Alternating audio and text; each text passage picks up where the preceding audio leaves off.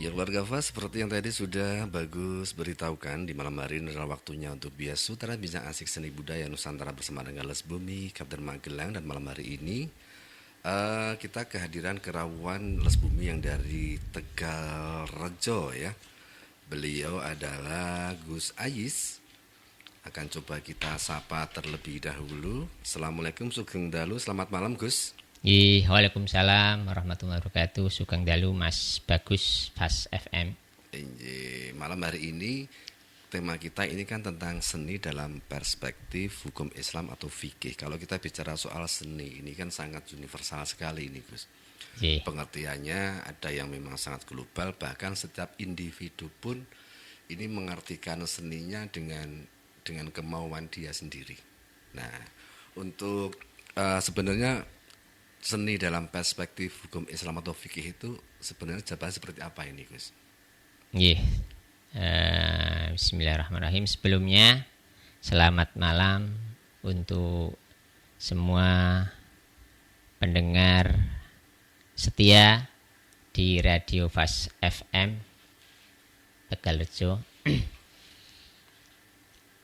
Di kesempatan ini satu hal yang perlu jadikan pijakan, seni dengan segala pecahannya, variasinya, itu adalah bagian dari kehidupan manusia. Peradaban manusia tidak lepas daripada seni. Kalau kita lihat peradaban manusia di seantero dunia, sak ngalam dunia niku tidak lepas dari peninggalan-peninggalan yang bernilai seni. Bahkan dalam catatan Al-Quran yang kita katakan bahwasanya Al-Quran itu ya sumber paling otentik bagi umat Islam terkait cerita-cerita orang terdahulu, ya yang disebutkan adalah kebesaran peradaban manusia itu dari sisi seni itu banyak sekali. Peradaban kaum terdahulu. Jadi ini yang jadi pijakan bahwasanya manusia tidak bisa lepas daripada seni, dan seni itu bagian daripada peradaban manusia, peradaban dunia dengan segala variasinya. Ini paling pokok. Nah, seni itu sering identik dengan keindahan, mengacu kepada memang Allah Subhanahu wa taala dalam hadisnya dikatakan innallaha jamil. Allah zat yang maha indah. Innallaha yuhibbul jamil, innallaha jamil yuhibbul jamal. Allah itu zat yang maha indah dan Allah senang, cinta, tresno kepada bentuk-bentuk keindahan. Itu dua hal yang menjadi dasar bahwasanya satu, seni itu bagian daripada peradaban kemanusiaan. Naluri manusia suka seni, dan Allah Subhanahu wa taala pun zat yang maha indah, senang kepada hal-hal yang indah. Ngaten Mas Bagus. Ya, oke. Kalau kita bicara soal seni yang dilakukan ya, mungkin yang dikerjakan oleh yang namanya manusia ini kan beraneka macam gitu Gus nggih. Mereka beranggapan bahwa ya ini kan ekspresi saya. Bahkan seni yang mungkin nyun sewu yang kalau orang Indonesia bilang ojo lali budaya katimuran aja sampai diterjang karena mengikuti budaya barat segala macam, itu kan sudah sedikit menyalahi rambu-rambu kesopanan dalam berkesenian sebenarnya. Lah ini kalau dari jenengan Kiambak melihat yang seperti ini seperti apa ini Gus? Nah, ketika saya tadi katakan bahwasanya seni itu bagian daripada peradaban manusia, ekspresi manusia mewujudkan naluri itu, tentunya seni itu kemudian nanti akan, karena itu bagian dari peradaban manusia, akan ada batasan-batasan atau norma bagaimana orang itu mengekspresikan apa yang dianggap sebagai bagian daripada rasa dia suka kepada keindahan, kebaikan. Dan itu bersifat umum, ada batasan-batasan umum.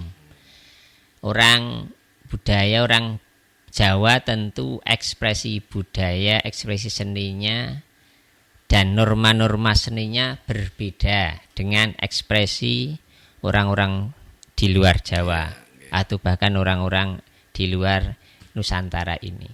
Nah, ini yang kemudian harus kita pahami. Jadi setiap ekspresi berseni manusia itu mesti kemudian ketika diekspresikan, dilihat orang lain akan menjadi ada penilaian dan itu mesti ada batasan-batasan secara umum. Kalau kita bicara soal batasan ini Gus, sebenarnya batasannya seperti apa ini dalam berkesenian ini Gus? Yang dikersake itu seperti Mas. Yang maksudnya gini, ya namanya kesenian itu kan ada yang sifatnya tuntunan, ada yang sifatnya tontonan juga. Nah, ini batasannya sebenarnya seperti apa sih kalau yang tuntunan seperti apa, yang tontonan seperti apa? Karena sudah lebih ke hal yang lebih bahasa seni sudah terwujud dalam jenengan mengatakan berkesenian. Artinya ketika orang kata-kata berkesenian itu orang kemudian gambarannya ya seni gerak misalnya. Ada seni gerak, ada tari, ada tari-tarian, seni suara, ada nyanyi-nyanyian. Nah, ketika itu kemudian diekspresikan, tentunya kan sesuatu yang diekspresikan menungso itu butuh orang melihat, orang akan melihat, orang akan menilai, yang kemudian tergambarkan dalam berkesenian, kemudian menjadi sebuah tanda kutip bisa menjadi sekedar tontonan. Jangan katakan tadi bisa juga di situ ada makna tuntunan. Tapi pada dasar awal itu ekspresi orang akan sesuatu, katakan akan sebuah keindahan. Keindahan gerak, dia akan bergerak. Orang Jawa mungkin ada kubro, ada kalau di Magelang niku soreng. Orang berkesenian, seni suara dia akan bernyanyi. Nah, disitulah kemudian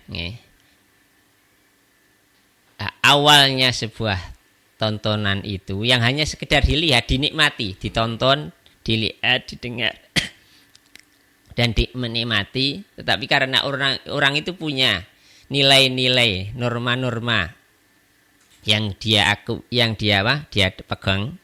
Orang Jawa itu punya norma-norma kesopanan, sopan santun, adab. Maka biasanya tontonan itu, ekspresi seni itu kemudian disisipi pesan-pesan moral itu, pesan-pesan kesopanan itu. Dan itu mesti ada ekspresi berkesenian yang kemudian orang disebut sekedar tontonan, mesti akan ada pesan-pesan moral di situ, pesan-pesan sosial, pesan-pesan hal-hal yang menjadi sebenarnya di situ rohnya berkesenian itu.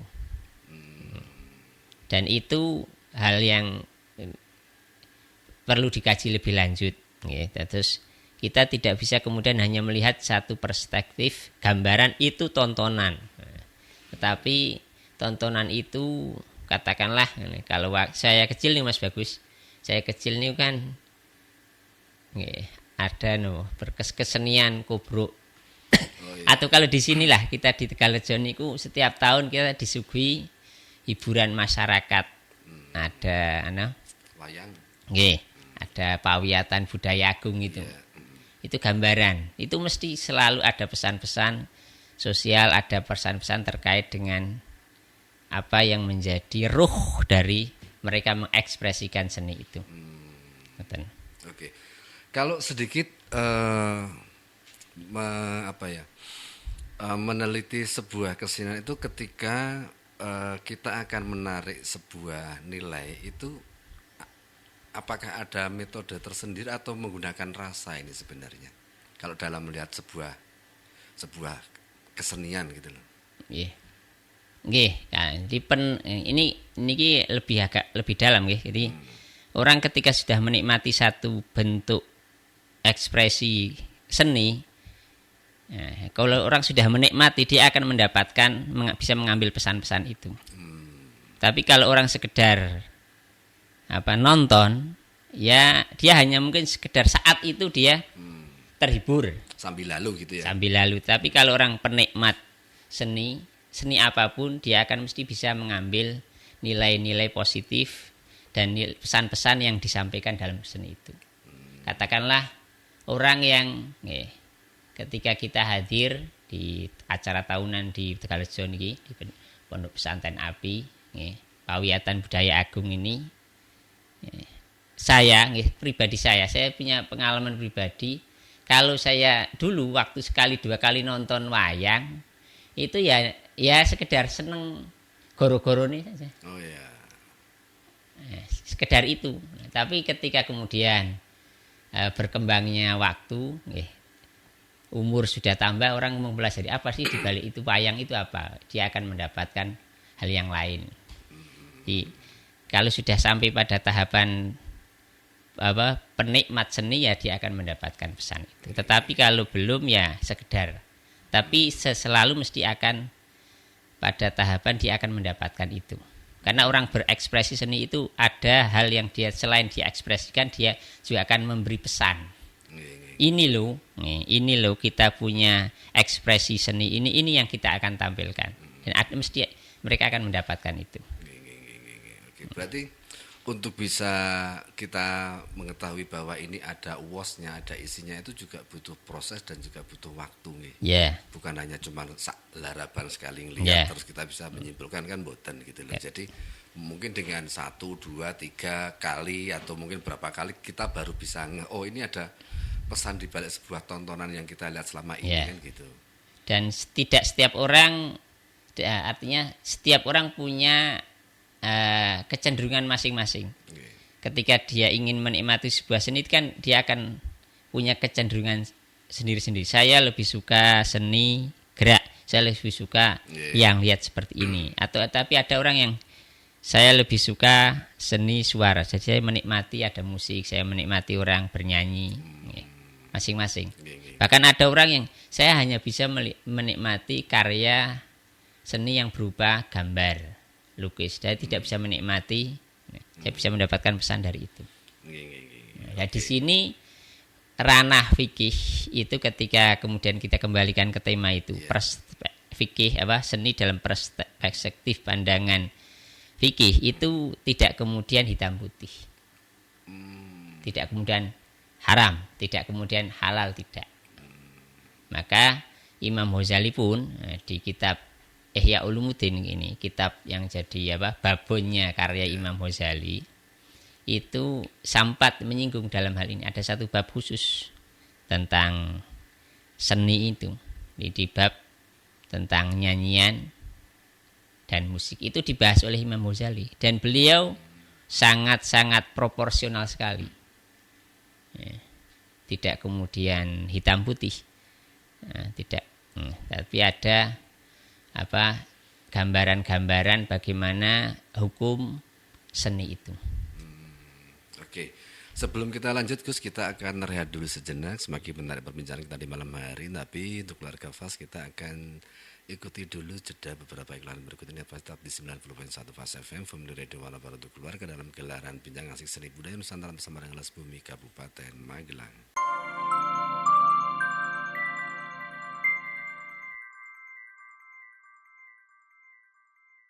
Ya, keluarga Fas masih terus melaju dari kawasan Tegalrejo Magelang di 90.1 Fas FM, Family Radio Warna Baru untuk Keluarga dalam gelaran Bincang Asik Seni Budaya Nusantara bersama dengan Las Bumi Kota Magelang. Dan tema kita di malam hari ini adalah tentang seni dalam perspektif hukum Islam atau fikih.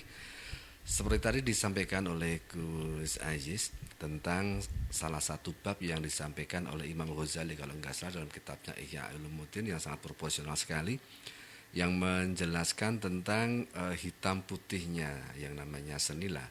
mungkin malam hari ini untuk yang selanjutnya kita mungkin akan lebih fokus lagi untuk membahas ini yang hitam dan putihnya itu seperti apa ini Gus, koridornya seperti apa dan semacamnya ini Gus. Terima kasih Mas Bagus, terima kasih para pendengar Fast FM Magelang, radio Family Radio yang kita bisa mendapatkan manfaat dari keberadaan radio Fast FM ini. Kita ketika tadi saya menyinggung Al-Imam Muhammad bin Ahmad Al-Ghazali di kitab Ihya Ulumuddin, jelas di sana ada bab tentang sama itu ya suara di sini yang dikehendaki ya nyanyian. Di sana Imam Ghazali secara detail itu membahas tentang ini. Jadi satu varian daripada seni yang berupa apa? Nyanyian atau suara, seni suara. Beliau pertama menulis beberapa pendapat ulama yang mengharamkan. Nah, seperti Imam Syafi'i, Imam Ahmad bin Hambal dengan pendapatnya tentang ini. Tetapi juga beliau menampilkan pendapat ulama yang membolehkannya. Satu contoh yang membolehkannya Imam Abu Thayyib Al-Makki. Kemudian setelah dari dua pendapat ini, Imam Ghazali kemudian menelusuri dari sumber dasarnya. Selalu ketika berbicara hukum Islam kan sumber dasarnya Al-Quran, Sunnah atau hadis. Isma ulama. Imam Ghazali mengatakan tidak ada hal yang sharih, yang jelas mengatakan nyanyian itu haram, tidak ada dalam Al-Quran, tidak ada dalam hadis, tidak ada.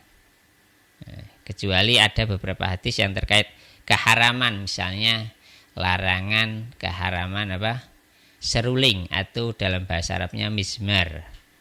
Cuman seruling ini nanti juga ada macam-macamnya Mas Bagus ini. Setelah kita perhatikan kata-kata mizmar itu bukan seruling dangdut niku mboten ternyata.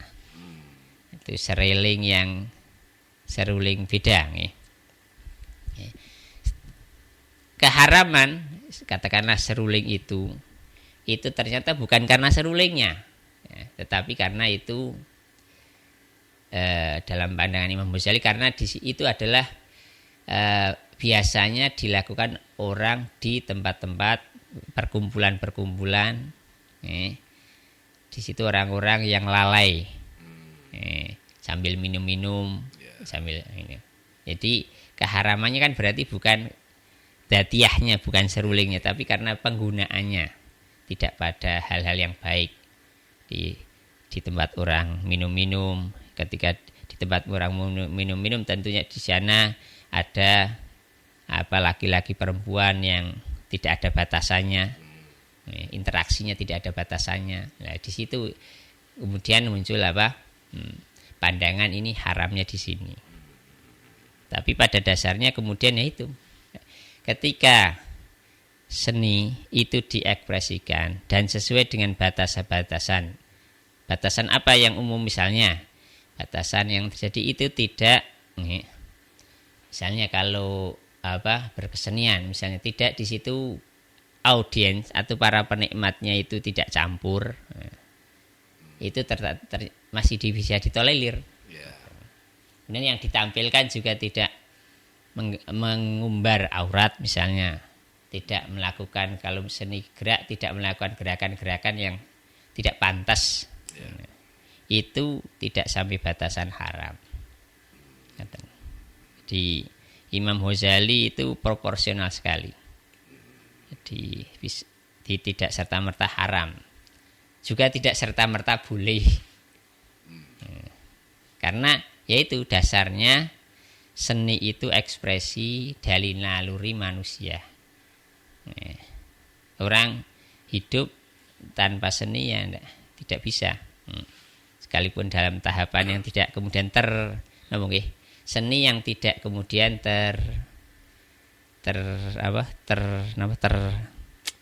teristilahkan seperti yang sekarang dipahami masyarakat. Karena pada dasarnya nggih, orang itu dia akan senang pada hal-hal yang baik. Nah, maka dulu pernah ada dua kiai itu dua pendapat. Yang satu mengatakan, nyanyian itu haram. Yang satu mengatakan, nyanyi kok haram. Mau seneng suara apik lah yo, tidak masalah. Nah, ketika mereka ngobrol tentang dua hukum itu, terdengar ada suara nyanyian. Dua-duanya itu mengekspresikan.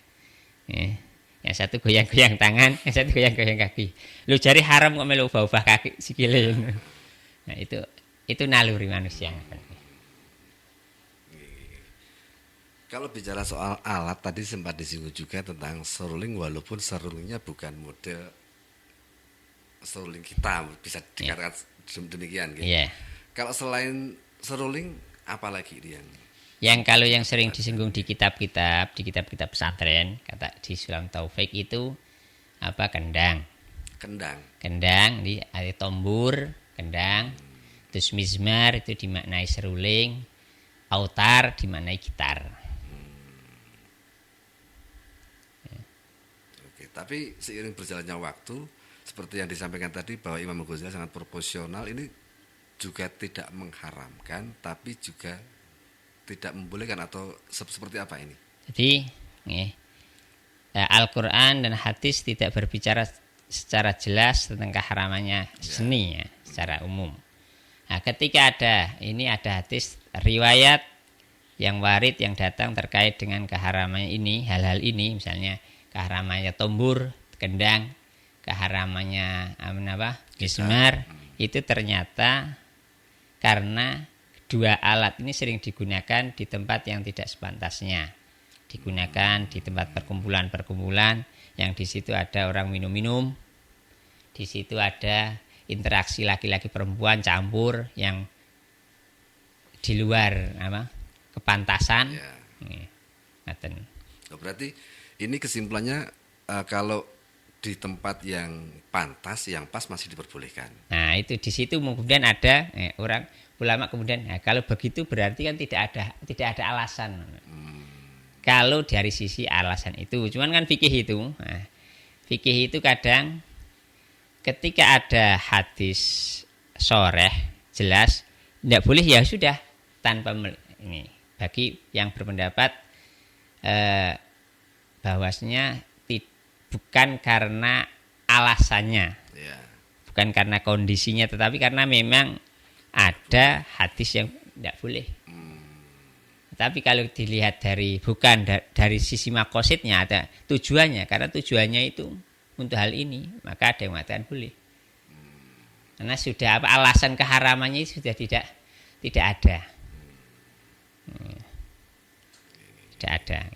Kalau menurut jenengan Gus, alat yang ada sekarang ini relevan nggak digunakan, ditempatkan di acara-acara yang bisa dikatakan ya ada yang semestinya dan sepantasnya. Ini kan sekarang banyak sekali alat yang dimainkan dan dikreasikan oleh teman-teman seniman ini. Saya melihat alat-alat yang kemudian kita bahasa sederhanakan alat musik itu, ini kembali kepada perdebatan boleh tidak bolehnya musik atau seni itu karena dua hal. Ada ulama fikih dan ada ulama tasawuf. Ulama fikih itu cenderung ya tidak boleh. Alasannya hal-hal seperti tadi. Bahkan bisa ada alasannya itu melalaikan. Ngelalekake saka Gusti Allah. Tetapi ulama sufi, kalau kita lihat ada beberapa tradisi tasawuf thariqah itu mereka menggunakan musik, ritual thariqahnya untuk bisa masuk ke hati, bisa zikir. Ini sebagian dengan gerakan-gerakan, dengan seni. Contohnya ada thariqah rumiyah, itu tarian yang dengan sering darwis ditampilkan darwis itu kan sebenarnya itu bagian ritual thariqah. Orang ketika sudah seperti itu bisa benar-benar nyambung dengan Gusti Allah. Cuman kemudian sekarang menjadi tontonan itu persoalan yang lain. Ya. Memang ada dua pandangan. Ulama tasawuf itu lebih memandang tidak kepada zahirnya ekspresi itu, tetapi tujuan ekspresi itu untuk apa. Tetapi ulama fikih itu memandang itu sudah hal-hal itu tidak boleh. Jadi batasan-batasan.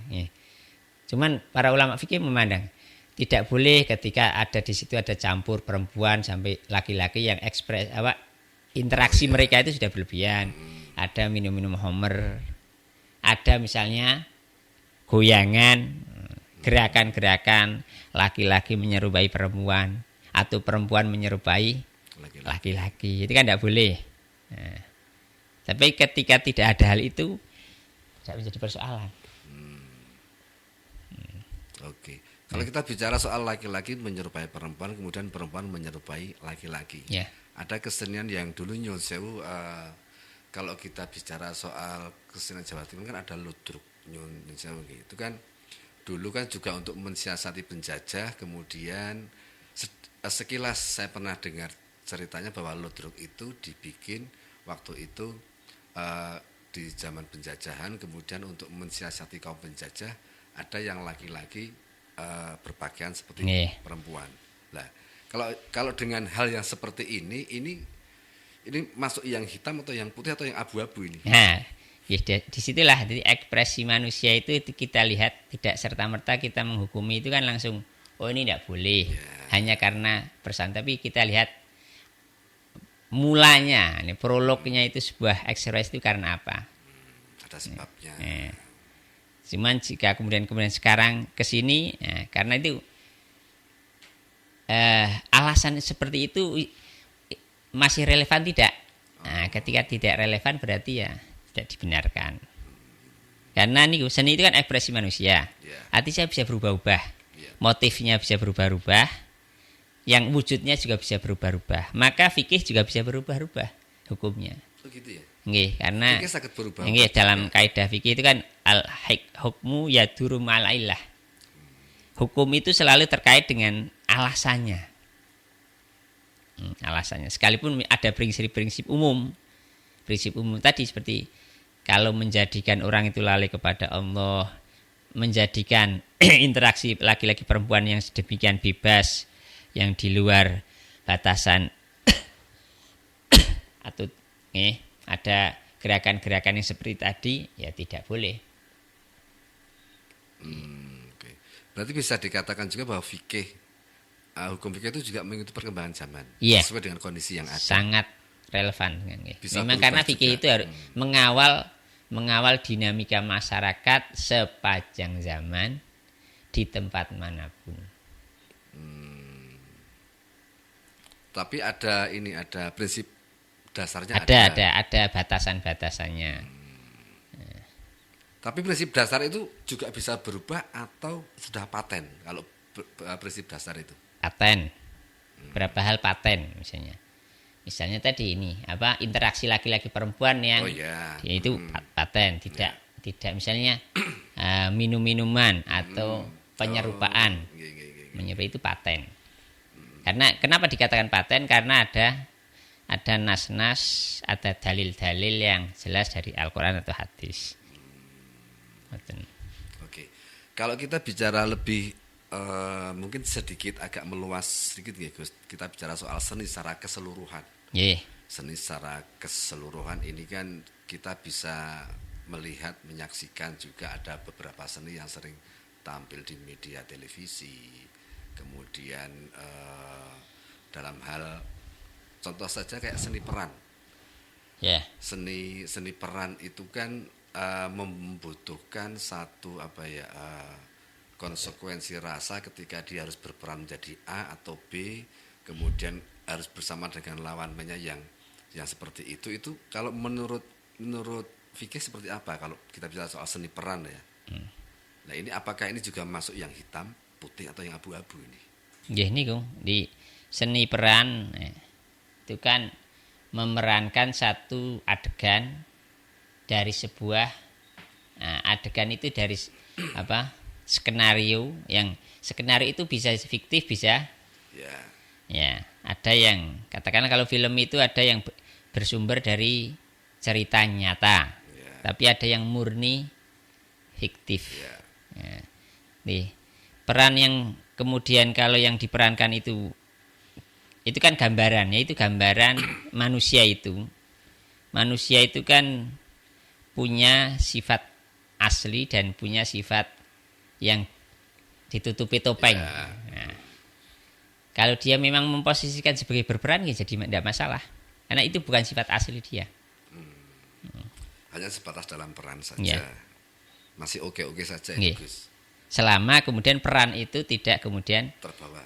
Ada batasan yang juga di situ tetap ada di fikih itu ketika berbicara hukum ini boleh ini tidak boleh itu ibaratnya gambar ini.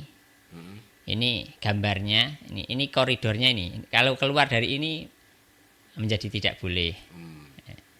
Gambarnya misalnya seni peran, berperan seorang muslim berperan menjadi misalnya seorang non muslim yang kemudian melakukan ritual agama yang dia perankan, itu tidak boleh. Gitu. Sekalipun hanya peran. Walaupun ada skenario tetap tidak boleh. Tapi kalau yang non muslim boleh untuk berperan menjadi muslim. Nah itu jadi pertanyaan juga ini. Nah, fikih juga akan membahas seperti itu. Karena beberapa hal dulu sempat juga tayang dan juga bisa dikatakan viral juga bahwa si A ini memerankan tokoh sebagai orang muslim, tapi ternyata setelah diketahui bahwa dia itu sebenarnya adalah non muslim. Tapi karena dia berperan, dia mempelajari untuk menjadi muslim seperti apa, belajar semuanya, kemudian dia baru berperan menjadi seorang muslim. Tapi tambah ini mungkin karena memang di luar konteks dengan non muslim, kemudian juga skenario juga seperti itu, mungkin untuk yang bahasan itu mungkin di lain hari nih, gitu. Kemudian kalau kita bicara lagi soal seni, kembali tentang seni dalam perspektif hukum Islam. Kalau kita melihat seni tradisional ini yang sekarang juga marak kan Gus, ini seni tradisional. Ini sebenarnya kalau kita bicara soal misalnya mainnya malam dan siang, apa ini juga masuk dalam koridor fikih juga bahwa seni ini seni iki lho iki awan sing nonton kan ketok dadi nek bengi lampunya enggak memadai sedon dulu segala macam itu seperti apa ini? Ya, niku berarti tidak pada bentuk seninya itu, tetapi lebih pada tampilan dan juga penontonnya. Tidak ke substansinya itu nggih. Tapi ada hal-hal itu enggak, hal-hal itu nggih. Fikih itu relatif lentur nggih. Relatif lentur nggih. Artinya relatif lentur itu ketika batasan itu yang tadi saya gambarkan itu bisa kemudian bisa terakomodir, tidak melebihi batasan itu berarti ya boleh. Yang ini yang kemudian saya sampaikan ini agak keluar termasuk expression itu kan majelis sholawat yang marak ini. Ini kenapa saya kemudian berbicara ini karena saya beberapa kali hadir. Ini kan gambaran ekspresi orang memuji Nabi dengan bersolawat, dengan mendendangkan, melantunkan solawat-solawat, qasidah-qasidah tentang akhlak Nabi, tentang sifat Nabi.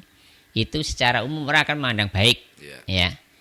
Yang hadir tujuannya bersalat kepada Nabi, memuji Nabi. Tetapi fakta di lapangan ketika ada hal yang tadi saya katakan, ada interaksi perempuan, laki-laki perempuan yang di luar kendali panitia, di luar kendali yang di situ sampai malam. Kemudian kadang ada gerakan-gerakan solawatan, gerakan ini gerakan tidak solawatan, itu kepantasan itu menjadi pertimbangan. Maka bagi masyarakat yang hadir majelis sholawatan dijaga niatnya, sikapnya harus lebih baik. Dan sholawatan ini sekedar apa ungkapan bagaimana kita mencintai Nabi. Jangan mencederai rasa cinta kita kepada Nabi dengan melanggar aturan-aturan Nabi.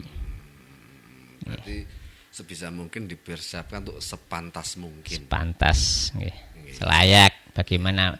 Bahkan kan banyak karena ini termasuk marak dan beberapa kiai itu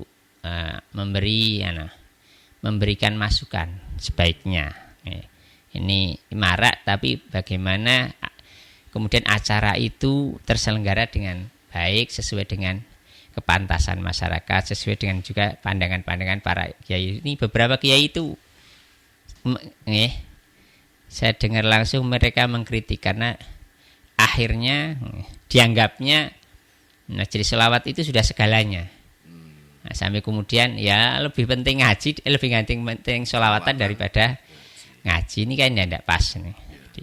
Jadi, harus yang proporsional, yang seimbang lah.